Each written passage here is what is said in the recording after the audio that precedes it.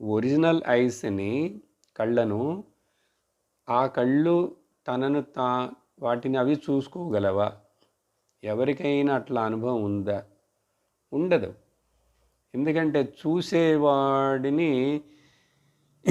ఎప్పుడు మరేది చూడలేదు. అంటే ఇక్కడ అర్థం చూసేవాడంటే బోధన తెలుసుకుంటున్న వాడిని మరేది తెలుసుకోలేదు, తెలుసుకోనవసరం లేదు. తెలుసుకుండేవాడిని మరలా తెలుసుకోవాలంటే తెలుసుకోబడేవాడు మరలా ఆబ్జెక్ట్ అయిపోతాడు. కాబట్టి నిన్ను నువ్వు ఆబ్జెక్టిఫై చెయ్యకు. ఇదే ఒక పెద్ద సందేహం, ప్రశ్న. నన్ను నేను ఎట్లాగండి తెలుసుకుండేది? నన్ను ఆత్మ అంటున్నారు, బ్రహ్మ అంటున్నారు.